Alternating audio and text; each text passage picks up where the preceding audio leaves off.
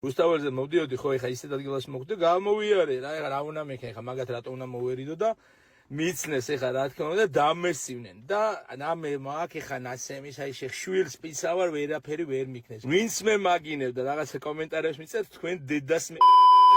და თუ რამის ტრაკი გაქვთ მოდით და ერთი ერთზე ვნახეთ რა ან მოდით ერთი 4-ნი 5-ნი 30-ნი რო დამესიეთ და მაინც პარჩაკები არიან ვერც მცემეს და სულ დედის გინე და რავი ეხა მეტი ეხა რა უნდა იმდენი იყვნენ მალე გაგაძევებთ მანდედან რა თქვი მეტი რა გითხრათ ეხა ბექა გოცირიძე იყო ალკიფოსთან დაახლოვებული პიროვნება მათ მიმართ ძალიან ლოიალური დამოკიდებულება ქონდა რომ ჭეშმარიტი ვაჟკაცი ბიჭები ამ პარტიაში არიანო მე შეიცვალა ორიენტაცია და გადმოვიდა უკვე აქეთ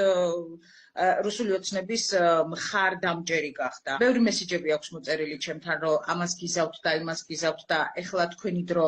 მორჩა ყელში ამოხვედით ეს აქტივისტები. ეს პიროვნება არის საშიში პიროვნება საზოგადოებისთვის ზოგადად და გამოირჩეოდა ესეთი ძალადობრივი რიტორიკით და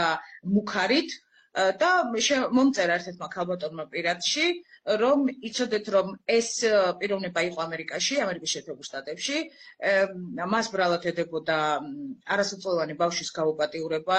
და სავარაუდოდ, როდესაც ოჯახის წევრებმა გაიგეს მომხდარი ინციდენტის შესახებ, მან დატოვა ამერიკის შეერთებული შტატები. ფაქტია, რომ პიროვნება არის საშიში. იძახდა ამას, რომ ამას გააკეთებდა და მაშინ მოუყვანია, რამდენადაც გავვნახე